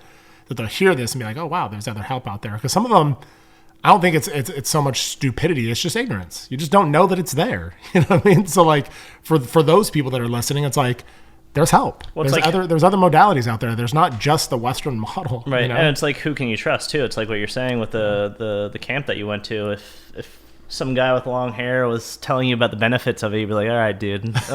Totally. Cool, man. Yeah. Yeah. I mean, and that's the other thing. If people just have questions about it, they can reach out to us, or they are able to fund their own trip and they just want advice, like I mentioned before. Yeah. You know, we're there to help and to make this the process as smooth for whoever. Do you have a triage like process when people are signing up? And the reason I ask that is because obviously different people have experienced different things in combat or in life. And I was just wondering if there's a way, like if someone comes to you and is like, dude, I'm seriously about to just end it all. Is there any way to get someone put closer to the top of the list, you know, to be like, this guy is absolutely like, he's on his last leg, you know, like he's probably not going to make it on that wait list. Is there any way that you guys have to like maybe circumvent like the wait list at all? And I'm not asking that for people to manipulate it at all or to try and take advantage of that. I'm just asking because there are people out there that are really, really hurting. And there's other people that were like me that could just deal with it and work through the red tape that I was cutting through with the VA and stuff like that. And I was okay with it. But there's other people that aren't. And I respect that. Yeah, I mean, unfortunately right now there's not really the capacity for that.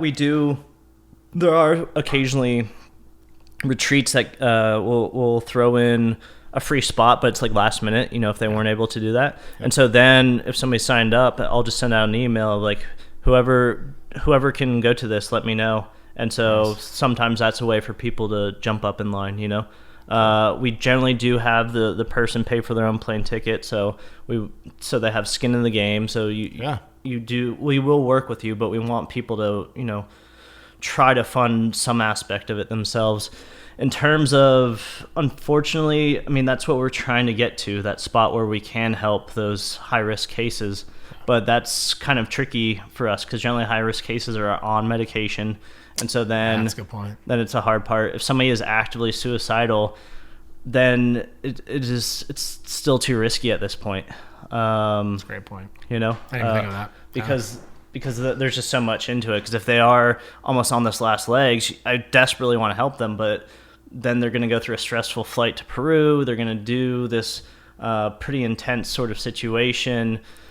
There's just a lot of elements going on there that makes it a little bit more risky. That makes sense. Unfortunately, a lot of those cases still have to kind of go in the traditional lines until we can get this more established. Yeah, that makes sense, man. I'm going to ask you a question I ask everyone that comes on here. If you had one person or one book that inspired you the most your entire life, who would that person be and what would that book be and why?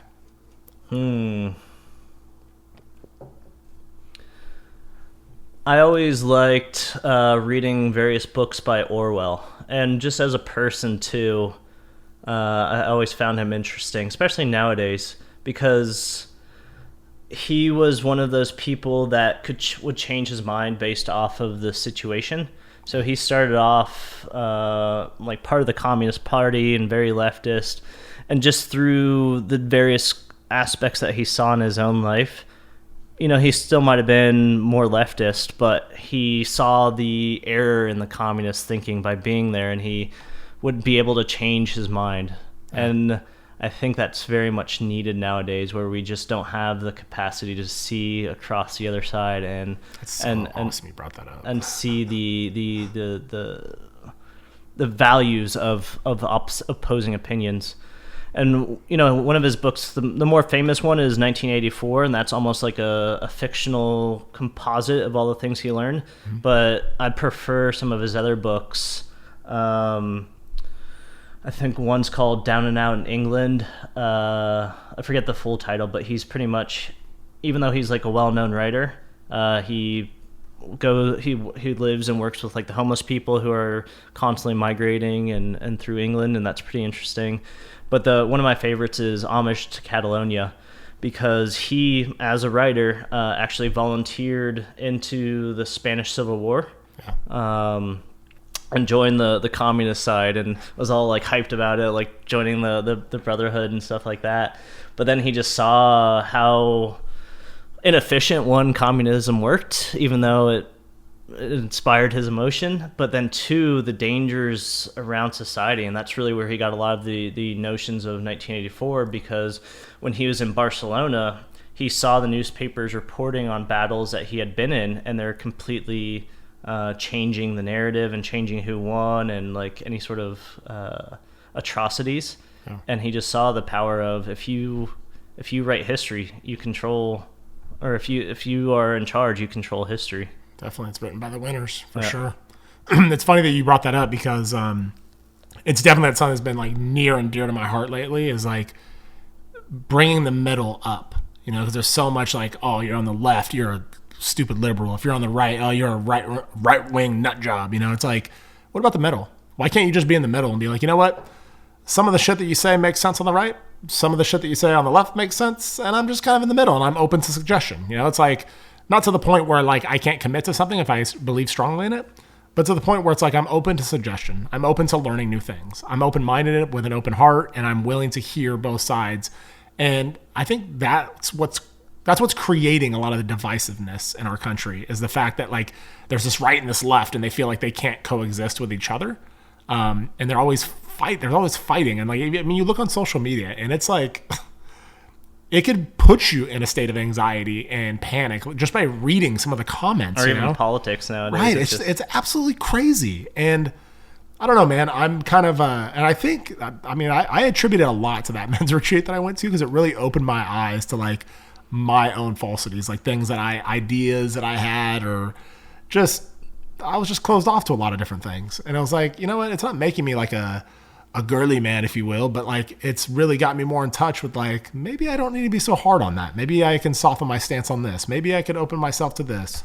I think it's important. I think a lot has to do, boils down to humility. Yeah. I think especially with this instant access to information, it kind of bolsters our ego, because we can instantly feel like we're experts on whatever. And especially on Facebook, there's guys I served with that, you know, not trying to put down their intelligence, but they are writing these memes on economic policy. And I'm like, oh, cool, dude. You got out of Ranger and you're an economics master now. You know, it doesn't work that simply, right? That's not how but everybody thinks that they're an expert if they can just have this pithy sort of comment of like, oh, of course this works. Right. And it seems like because the platform that everyone has now with social media, everyone has an opinion. And it's validated. And it's validated, and you put it out there, and it's like, fuck, man, like, what are you talking about, you know? And I think there's value in, you know, having the right to, with a free press, and the right to speak your mind, whatever you want, freedom of speech, say whatever you want. But sometimes it takes away from the message, you know? Like when you have someone that puts something out there that's near and dear to their heart, and you have someone just completely tear it down based on what they heard on Fox News or CNN or MSNBC or whatever you choose to listen to. And for me, like, I don't want to walk that line anymore, where it's like, there's certain things I believe in for certain reasons, but I'm still open to learning other things, you know? I think it's important, you know? And it depends who you're conversing with, too, because if you come across somebody that is just attacking you from whatever side, you're not going to, like, continue conversation. But if you come with somebody be like, I see where you're saying that, but I believe it, if it's a discussion as opposed to an argument, then you can actually, both sides, walk away with at least a change perspective. You know, you still might be in your own views, but if you approach people and actually want to understand why they think that way, yeah. And that's the interesting thing about living in different countries as well. It really expands your mind that your viewpoint and the way you see the world is not the be all end all the time. You know? Yeah, totally. And I think our experiences largely shape like what we're going to think or how we're going to view the world. And like I got into a kind of like a spirited debate with a lady at a bar in Hollywood, and I should have never been talking about this stuff in a bar in Hollywood, but she was talking to me about gun control. I was like, I'm not, you don't want to talk to me about gun control. It is probably, this is not the setting at all, but whatever, I'll go down that road. And I think at the time I was still drinking, so even a worse reason as to why I should have been talking about it. But my experience was, I got robbed a lot, as a kid. Our house got broken into and things like this. And so I felt like if I should, or would my mom have had like a gun or something like that to protect our family, I probably would have been a little better off, I wouldn't have felt as unsafe and a lack of security. And this girl, I don't know her whole history, but I'm sure she probably didn't experience the same things. So she has a different view on stuff. And rightfully so, I guess. But like when you get attacked where it's like, no, the guns are bad, they're terrible. It's like, I feel when you have such a hard stance on something, you got to question that a little bit. If your mind's already made up, it's funny because a lot of people will be the first ones to admit that they're not the smartest person or that they're not experts on anything. But then when you question them on entrenched positions, they will act like they know everything about it. Absolutely. Yeah, and I found myself falling into that trap sometimes. If I felt strongly about something, I would have a conversation, even with people I grew up with, and their views were, complete opposite of mine. And I found myself getting into these stupid, idiotic arguments that we're going to get nowhere. I'm not going to change their opinion. They're not going to change mine. Let's just leave it alone. Let bygones be bygones and go. Just believe what you want, man. It's all good, But I felt the need to let me justify why I feel this way, and it just, come on, dude, you're creating more turmoil. It's not necessary. And that's one of the things we're trying to do with this, because psychedelics, marijuana does, in the same way, bring out entrenched ideas. A lot of people have their mind made up, and so the perspective we're trying to do is by having the veteran tell their story, because most people can relate to, at least support a veteran. Let's just take what's an easy step for both sides to take. Okay, you're afraid of psychedelics, you're afraid of marijuana, and you think it's going to be damaging to society. Well, I think that it can be beneficial. Let's research it.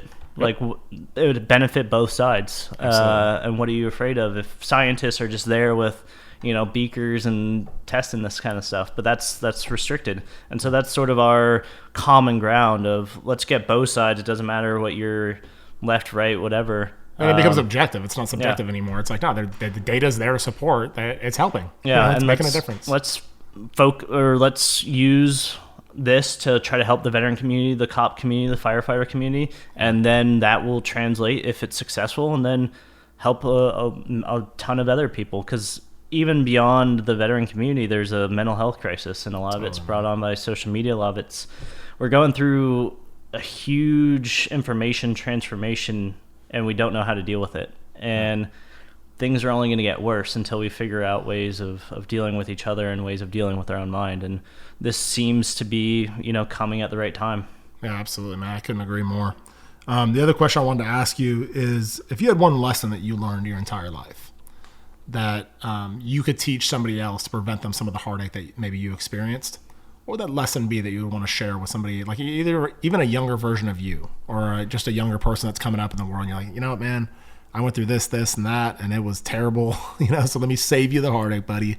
Let me teach you this lesson. What would be that lesson that you would want to teach? I think I have two. One, it's a constant discussion with my girlfriend.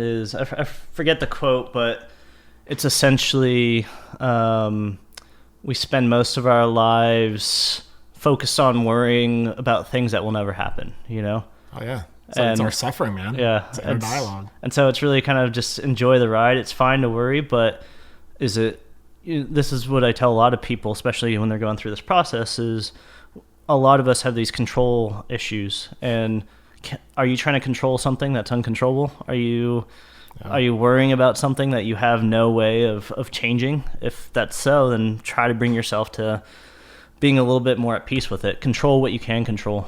That's sort of the biggest lesson that I have. That's huge, because I think a lot of people, especially in the military community, suffer from that. Because I used to tell people, I tell my wife all the time, I'm a control enthusiast, because I'm always trying to control my environment, control what's going to happen. And even stupid stuff, dude, that I never really realized when I was on medication because I was so jacked up, flying in an airplane was a big deal for me when I got sober. Because I was like, oh, dude, I'm on an airplane, a fuselage basically full of gasoline flying through the air with some guys at the helm that I have no clue if they're drunk, what their aptitude is for this stuff. You know, I would go down this rabbit hole of like worry and angst over flying on an airplane. And it's like, why am I doing that to myself? So starting the podcast was a way for me to get out of my comfort zone. Right. Was a way for me to be like, you know what? You're going to face those fears head on because it's ridiculous. Like on the outside, people would see me, you know, and be like, oh, this guy probably isn't afraid of much, you know? But it's like, no, internally, dude, I was struggling bad. Yeah. Flying on planes all over the country and then meeting with people I've never met before, having a discussion. And it's like, oh man, like there would be times on the podcast, I've done about 70 episodes and at least 20 of them where I've had a straight on like panic attack during the podcast. And I had to like hold it together, figure it out, and just get through it, you know? And I felt like it was the universe telling me like, this is your work. This is like where you need to, this is your edge, you know? And I think that for me has been the biggest message is live on your edge, whatever that is, like live on that edge, because when you do, it's a way to grow. You know, you're going to grow from it. You never grow in comfort. You have to challenge yourself. And I think it also, and that, I guess that's the other lesson too, is what we were mentioning before of humility. By going on the edge, by getting punched in the face, it brings you humility. It shows you that you are wrong a lot, you know? Definitely, absolutely. Yeah, and it showed me too that I wasn't the badass that I maybe was telling myself that I was, you know? It's like, no, dude, you're super insecure and you're like nervous about a lot of things that you have no control over. And so it really highlighted for me a lot of areas in my life that I needed to work on.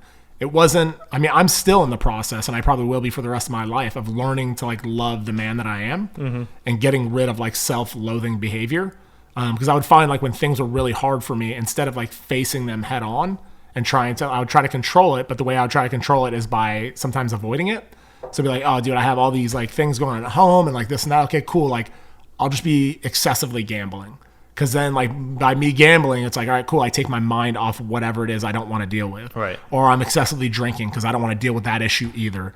And so when you take all that stuff away, it's like, oh shit, now I have to actually deal with this. And that's scary. You know, for me, it was for sure. And it's been a journey, man. It's been like one of those things where, like I said, you going to the retreat, I was like, I don't know how this is going to go. I'm super anxious. This is going to suck.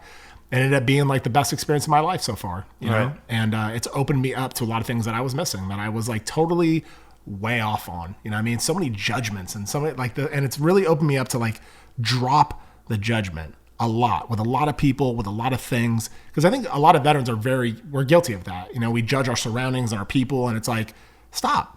Because you're closing your off to a whole nother experience because of your judgment, man. Right. And it sucks. You know, life could be so much better and so much easier and so much calm and serene, you know, but that's my soapbox. Yeah, that is a issue, a common issue with the veteran community is just falling into that hole that nobody will understand me. If you're not a veteran, then I can't listen to you. Right. And, you know, there are truths to it. There is a hard aspect to connect, but it's also on the person to try to bridge those gaps and try to connect. Yeah. And lean on other people. That's the biggest thing that I think veterans have a hard time doing, is like leaning on other people to be like, hey, I need your support. I need your help. Yep. One of the things that we had like a little Facebook group going with this retreat, and I shared with my with a leader, like, I really had a hard time with that Facebook group. And he's like, why? I was like, because everyone's like, oh, I need a ride from Sacramento. I need a ride from here, a ride from there. And I was like, who are these pussies? I mean, they're men, you know, they need rides. Like, what the fuck, you know? And I was getting very aggravated by it. And he's like, why do you think you're getting aggravated by it? And I was like, well, because where I come from, you're self-sufficient. Like, you just figure things out. And he's like, huh, interesting. And what was interesting about it was like, that was an edge for me. Why was it an edge? Well, because I didn't know how to lean on other people. I wasn't willing to do that. And I think the veteran community is very guilty of that, where it's like, they want to be self-sufficient, but at the same time, they may be struggling internally.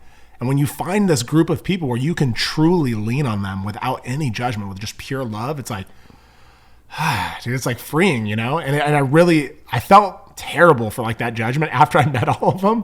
And I was like, wow, that like the reason they were asking for those rides and stuff was because it just made it easier on everybody. Right. It didn't make them some, you know, freeloading hippies. It was like, no, they were loving each other. Like, hey man, I'm going to be going there anyway. I can give you a ride. Sure. You know, save some gas. Why not? Yeah. Reforming the community kind of thing. Totally, man. So it's really shifted a lot of my perception, you know, of people, you know, and I think I still have some, you know, imprinting that I need to like work on, you know, as far as, all these hippies or whatever. And it's like, maybe there's a side of me that needs to embrace some of that. You know what I mean? That I wasn't embracing before. And I'm not saying like go down the road of like, zero accountability or like whatever. It's like, no, you still be a strong man. Right. But there's a side of me that I wasn't addressing. And like, I had never cried so much in my life when I went to this retreat. And I think part of it wasn't I was becoming some big baby. It was that I was finally feeling again. Right. And so, yeah, I mean, it's necessary, and it's a path. You're never going to be, perfect. You're never going to be like the Dalai Lama Zen sort of thing, but it's just this constant, even no finish line, man. All these things of figuring out like, okay, what's bothering me now?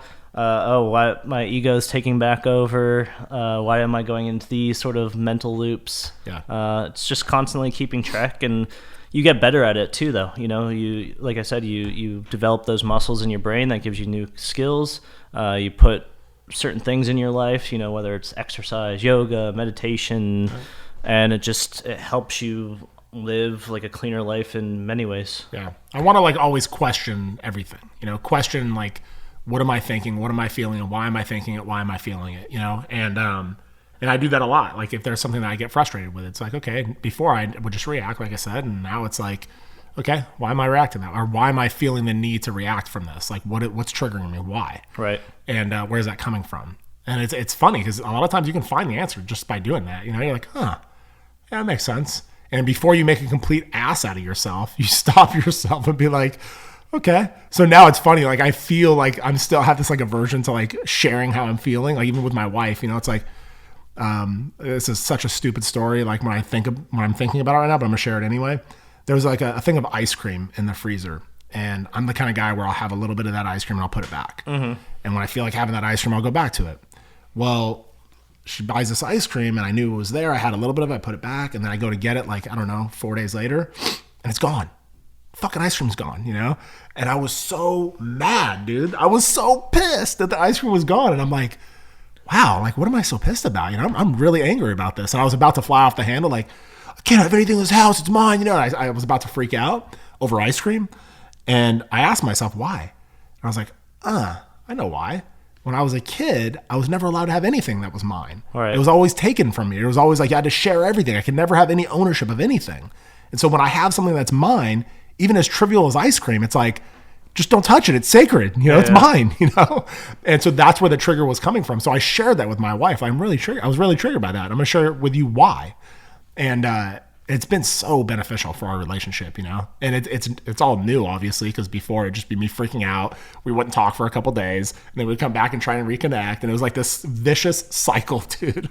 And finally, it's like I feel like I'm out of that cycle. I'm not going in those same like dysfunctional, discontent like cycles anymore. It's over, Well, it's funny when you're in those moments, these like strong emotions, whether it's that or anger, jealousy, and you go into these holes and deeper. And if you just listen, if you're able to listen to yourself, you would laugh at yourself. Totally. You'd like, oh, you're such a like idiot. Like that's why I was laughing about the story. Yeah. It's like, dude, I cannot believe I was freaking out over ice cream. But you feel so like validated and justified when you're in it. Like, yeah, no, I never have anything, and yeah, she's always mean, and you just like find it. And it's those are the loops, and the more conscious you are, because like anger and depression work the same way. Like, almost like this funnel, like you go on the edge, something triggers you, yep. And then you just find all these things that back it up. So like depression, like, yeah, I'm never going to do anything. This is never going to change. With anger, it's like, yeah, and then she did this, and 5 years ago, she said something mean, and then you just get more and more angry to a point where you can't escape.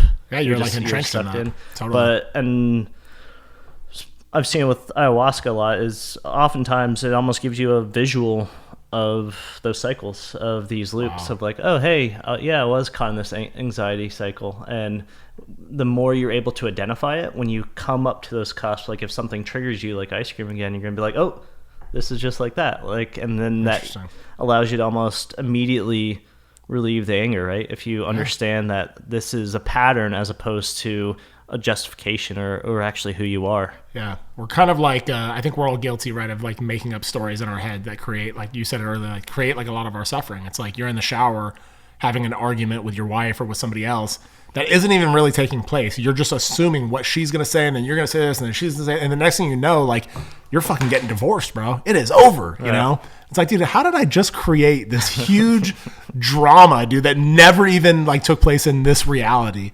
And so, like, for me, like, I'm trying to be more aware of my thoughts, like, controlling, like, my thinking. And there's a lot to that, you know what I mean? Because if you really stop and you're silent and you're thinking, like, you're consciously aware of your thoughts, it can be scary. Like, dude, like, why am I thinking that? And hold yourself accountable for the thoughts. Totally. Absolutely. You know, like, own them. And it's fine to have bad thoughts, but it's just like, is that my thought, or is that just my brain throwing out some garbage, you know? Right.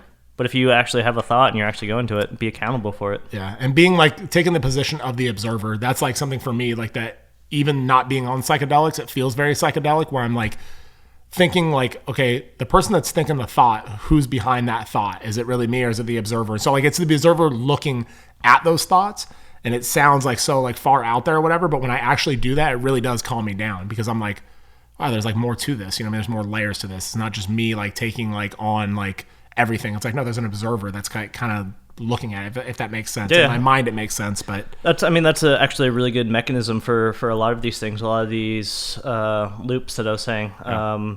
That was one of the mechanisms I used for my own depression, is I was able to almost form this third entity in my brain, so to speak, and even, like, name it and have it, like, when I'm falling into, like, a depressive state, see what its viewpoint is. And generally its viewpoint is making fun of me because I'm feeling sorry for myself, you know?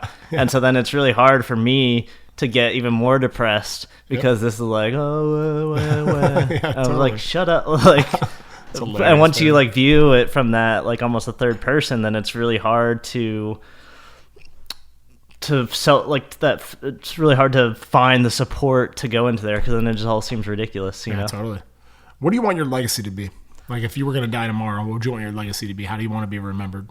I'm not too concerned about that. For me, it's more about really just enjoying where I'm at right now, of that I'm on. It's more about the present than about anything else, because I feel like you can get too caught up in the opinions of others or how your story's written, and then that almost bastardizes how you live your life. You know, you kind of see that with politicians, right? They're focused less on their own integrity and values, and focus more on votes.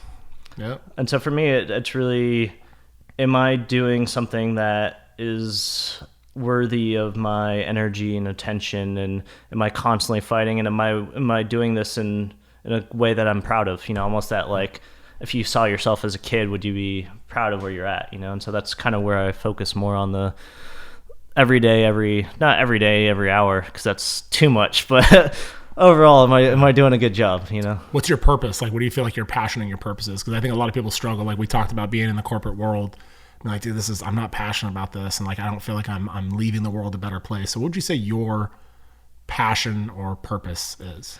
I just realized through this process that I'm a fighter. You know, like a lot of our guys, you just have that warrior spirit. Yeah. And when you leave the military, it's almost displaced, and you see that in a lot of people, it's almost like withering, you know. But what I discovered is that you can still find a good fight. You can still use that warrior spirit on things outside. You don't need the war. You don't need the military. Yep. And so, you know, whether it's this foundation or something else, I need to be in a fight. You know, I need to have challenge. Yeah, something to struggle against, to wrestle against. Yeah. And then just in passion, I love learning new things. I love being challenged. I love going into situations that I have no idea how to do it, and learn it new and figure out how it relates to other things, and just constantly sort of challenging myself and learning new things, nice. Learning new cultures, learning new people. That's really what keeps me going. And, you know, if I'm stuck in like the corporate world, you learn an Excel model, and then that's your next 5 years, you know? Right. Totally, man. Well, I appreciate you coming on this show, and I genuinely appreciate like what you're doing. I think it's like absolutely amazing, man. I really do. I think that there's so much in the world that we get, like I said, we get stuck in this quick fix mentality of like, you know, let me just take a drug, let me take a pharmaceutical drug, and let me just go down this road. I'm never really going to address what's wrong with me, but I'm treating the symptom. And you see so many people, like, for a lifetime, they're on medication for a lifetime. Like, nothing's ever being resolved, just a symptom, and that's it. And so I don't know, from the bottom of my heart, man, I thank you for doing what you're doing, because I think that it's going to change the world. It really is. I know that I will do ayahuasca one day, for sure.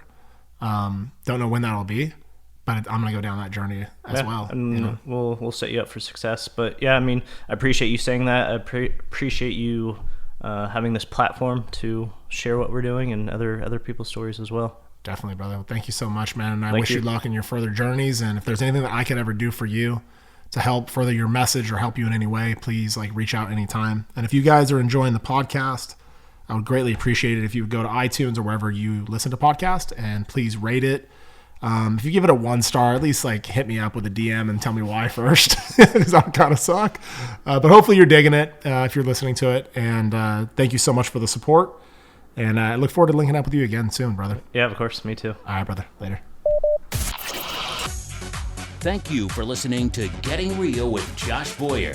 If you're loving the podcast, please leave a rating and subscribe. You can follow us on all social media platforms and YouTube at gettingreal_. You can also check us out at joshboyer.com.